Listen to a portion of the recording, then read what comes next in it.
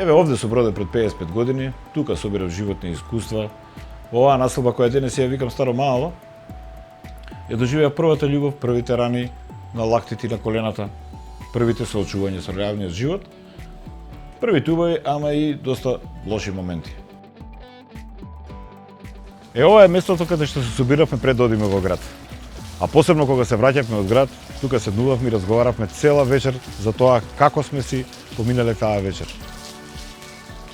Тука имаше многу убави клупи кои сега во моментов ги нема, ако знаат да раскажуваат, имаат многу приказни за Карпуш. Овде во Драмски ги имам гледано сите представи. Враторот Трамис секогаш не пушташе да ги гледаме бесплатно, секако ако имаше слободно место. Така да Бола, Вуо, Солонски патрди и Сомнително лице ги имам гледано по 100 пати. Карпуш е меѓу првите урбани населби во Македонија и овдека е се уште задржан малскиот живот. Тука помалку или повеќе сите се знаеме и се пуштавме јадачки, ама никој не се лутеше. Полицајците сите не знаеа по име и по презиме и знаеа ако има некоја белја, знае точно кој ги направил белјата. Еднаш додуши поштарот ми донесе дома разгледница од одмор од една пријателка која беше адресирана само Славко Митевски Карпуш 2. Не знаеше сите до еден. Како одлика на малата, Карпуш 2 имаше задржана една стара одлика да секој во малото имаше некаков прекар, надимак. Ги набрал тука од моја зграда Пики, Чомбе, Кокош, Тупе, пак Густав и Чавки. Низ малото може да се чујат и често прекарите како Пуно, Трендо, Коджак, Чваре, Вегеец, Руски, Вртљак, Шконтер и многу други.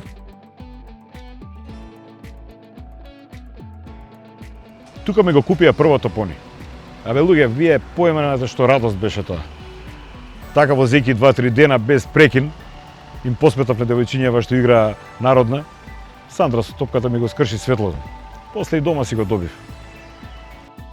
Карпуш имаше и своји турнири. Во баскет, во фудбал, ама најатрактивен беше турнирот во табла. Ние си го викавме Карпеш Оупен. Се отвараа гаражите и до Сабајле се играше табла. Заровиве тропаат, што да ти кажам. Тетка Бисерка стално се будеше четврти спрат дека не може да спие. Па мораа луѓето да ги тапацираат таблите. Чичко Трајчин беше мајстор во таблата. Секој турнир он победуваше. Сакаше да победува човекот, ама и знаеше да игра. Многу се играше фудбал во Карпуш. Најчесто игравме на Вера, а и на Маракана покрај војна болница. А ако немаше и таму место, моравме до Вембли. Тоа беше кај стара поштенска гаража. Доста често игравме фудбал и против овие од Карпуш 4. Добри бре, добри. Таму играа Врапчо, Самар, Цане, Лазе, Менде. За овој дел ми е многу жал. Од куќата на Мето до денешна кафана Лира, овде имаше една таква убава ливада, со една таква густа трева да ти е мерак да паднеш на неа. За жал, еве што има денес. Само ладен бетон и ништо друго. Со ова започна хаотичната урбанизација која продолжи да уништува низ цела држава, преку корумпирани власти и урбана мафија. 2000 година се преселувам од Карпуш 2, ама не многу далеко, од другата страна на Партизанска. Ако еднаш живееш во Карпуш, не можеш да излезеш од него, особено ако тука се родиш и израснеш.